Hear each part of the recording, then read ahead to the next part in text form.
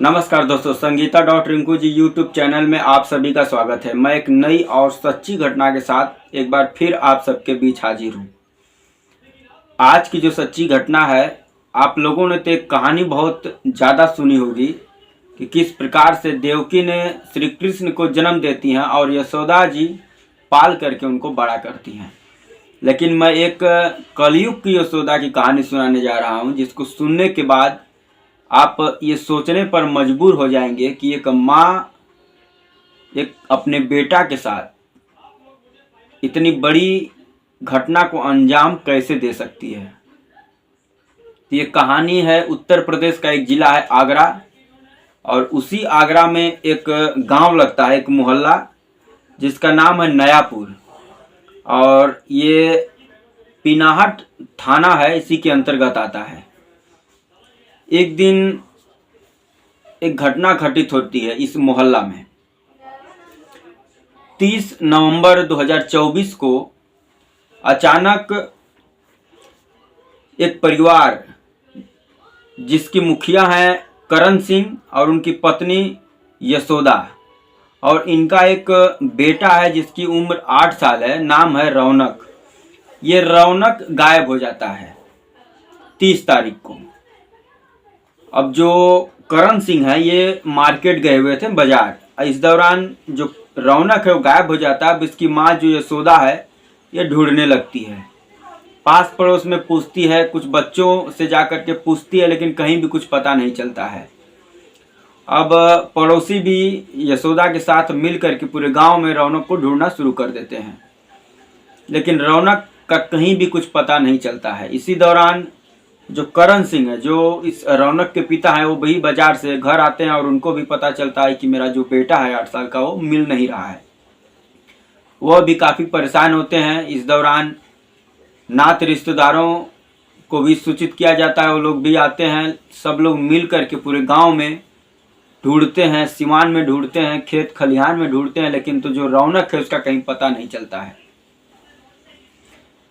अब इसकी सूचना थाने पर दी जाती है। पुलिस की एक टीम भी पहुंचती है घर में, जांच पड़ताल करती है, खोजती है, पड़ोसियों से भी पूछताछ होता है, घर वालों से भी पूछताछ होता है, लेकिन तो किसी को भी रौनक के बारे में कोई जानकारी नहीं होती है।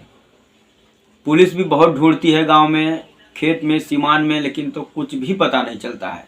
और रौनक के साथ जो छोटे बच्चे हैं, जो उसके हम उम्र के लड़के हैं, उनसे भी घर वाले, पुलिस वाले, सब लोग बहुत पूछताछ करते हैं, लेकिन तो कोई भी कुछ भी बता नहीं पाता है।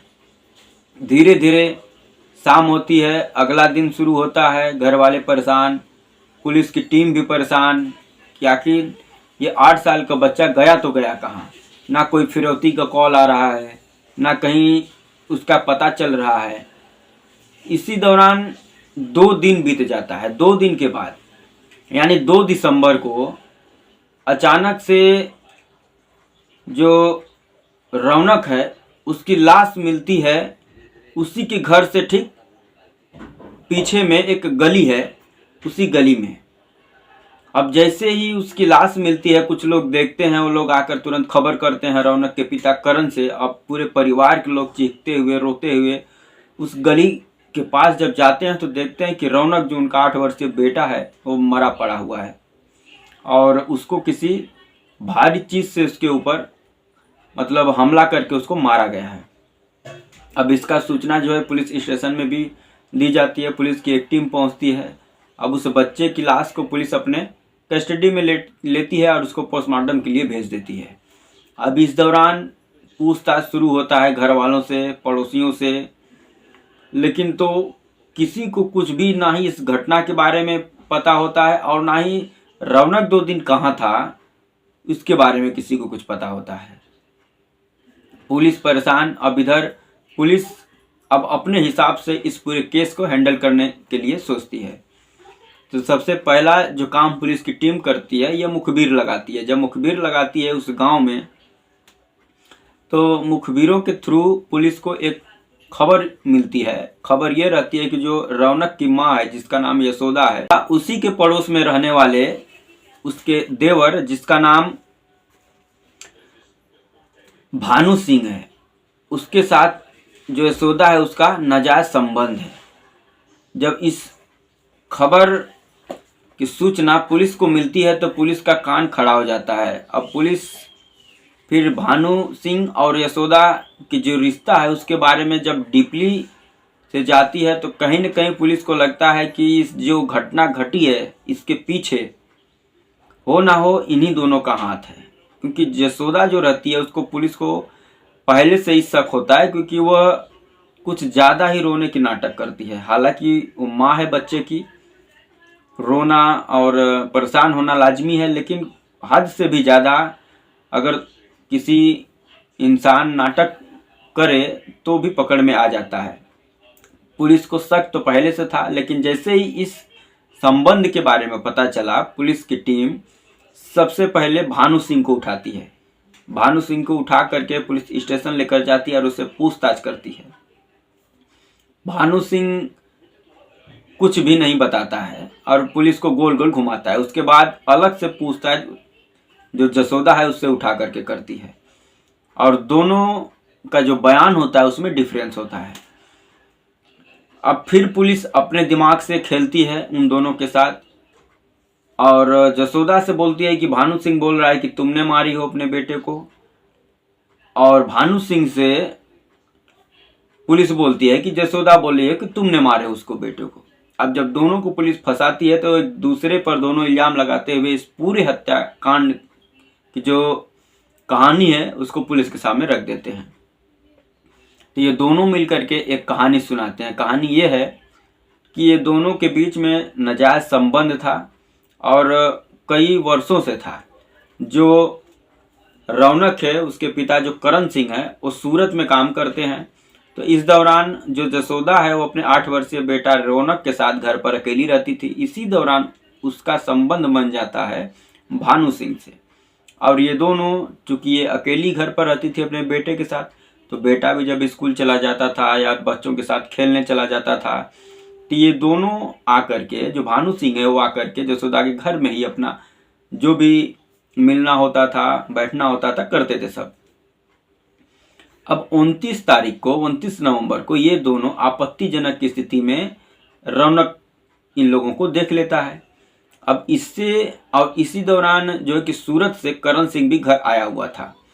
अब यशोदा जो है वो घबरा जाती है। हालांकि 8 साल का बच्चा होता है, उसके दिमाग में ये बातें आती नहीं है, लेकिन फिर भी जो यशोदा रहती है वो भानु से बार बार ये बोलती है कि यदि ये अपने पिता यानी करण सिंह से अगर ये बात बता दी तो हम लोगों का जो ये पोल पट्टी है खुल जाएगा और शायद तुमको भी जेल हो जाए और हमको भी मार पड़ेगी। तब ये दोनों मिल करके एक प्लान बनाते हैं कि क्यों ना रौनक को ही रास्ते से हटा दिया जाए। ना रौनक रहेगा, ना हम लोगों का राज किसी के सामने खुलेगा। तब ये सब प्लान बनाते हैं। हालांकि 29 तारीख को तो ये सब कुछ भी नहीं कर पाते हैं, क्योंकि जो करण सिंह है वो घर पे ही रहते हैं। 30 तारीख को इन लोगों को मौका मिल जाता है। 30 तारीख को जो करण सिंह है वो बाजार चले जाते हैं किसी काम से। अब इस दौरान इन दोनों को मौका मिल जाता है और भानु सिंह भी घर पर आता है। यशोदा घर पर अपने बेटे रौनक के साथ रहती है। उसके बाद जो यशोदा है वो छत पर चढ़ करके निगरानी कर रही थी कि कोई आ न जाए, मेरा पति या कोई पास पड़ोस के लोग। अब भानु सिंह जो है उसको रौनक को उसी के घर में किसी भारी चीज से उसके ऊपर ताबड़तोड़ हमला करके उसको मौत के घाट उतार देता है। उसके बाद उसकी जो लाश रहती है उठा करके उसी के छत पर, यानी जो रौनक है उसी के छत पर पानी के टंकी में सब डाल देते हैं। बाकी का जो खून होता है वो सब यशोदा और भानु सिंह मिलकर साफ करते हैं। साफ करने के बाद जो कपड़ा होता है उसको ले जा करके कहीं दूर खेत में फेंक देते हैं और भानु सिंह अपने घर चला जाता है। उसके बाद 1 घंटे के बाद जब पूरा साफ सफाई खून का कर लेते हैं सब, तो जो यशोदा होती है वो अपने बेटे को गुम होने की नाटक करने लगती है और पास पड़ोस में पूछताछ करने लगती है, पड़ोसियों के साथ ढूंढने लगती है। तब तक उसके पिता आते हैं करण सिंह, उनके साथ भी रोने की नाटक करती है, उनके साथ भी मिल करके ढूंढती है। अब इस दौरान जब 2 दिन हो जाता है तो जो रौनक की लाश है वो टंकी से बदबू देने लगती है और इस बात की जानकारी यशोदा जो है भानु सिंह को देती है। उसके बाद फिर ये दोनों प्लान बनाते हैं कि अब हम लोगों का प्लान जो है फेल हो जाएगा। फिर मौका मिलते ही ये दोनों मिल करके टंकी से जो लाश है उसको निकाल करके और अपने ही घर के पीछे जो गली होती है उसमें फेंक देते हैं, सब रस्सी के सहारे नीचे गली में।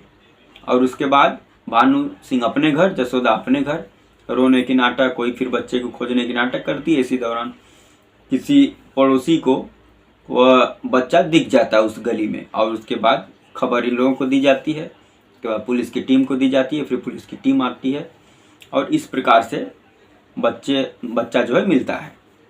तो जैसे ही ये कहानी दोनों मिलकर के पुलिस की टीम को बताते हैं, ना सिर्फ पुलिस वाले बल्कि जसोदा का जो पति होता है रौनक का बाप करण और गांव के लोग, पड़ोस और नात रिश्तेदार सब लोग दंग रह जाते हैं कि किस प्रकार से एक माँ अपना नाजायज संबंध छिपाने के लिए अपने ही 8 साल के मासूम बच्चे को अपने आंखों के सामने अपने प्रेमी से मौत के घाट उतरवा देती है। तो दोस्तों, यही रही आज की सच्ची कहानी कि किस प्रकार से कलयुग की जसोदा जो अपने पैदा की हुई बेटे को मौत की घाट अपने ही आंख के सामने उतरवा देती है। उसके बाद रोने की नाटक करती है, खोजने की नाटक करती है। और आप सबको पता है कि कातिल कितना भी शातिर हो, जब कानून अपने पर आ जाता है तो उसको सज़ा दिला के ही रहता है। ये दोनों आज जेल में हैं और यही रही आज की सच्ची कहानी। तो ये कहानी आप सबको कैसी लगी आप कमेंट करके बता सकते हैं। ये वीडियो अच्छा लगे तो लाइक भी कर दें और चैनल पर अगर नया है तो सब्सक्राइब कर दें। वीडियो शेयर करना ना भूलें। जय हिंद, वंदे मातरम।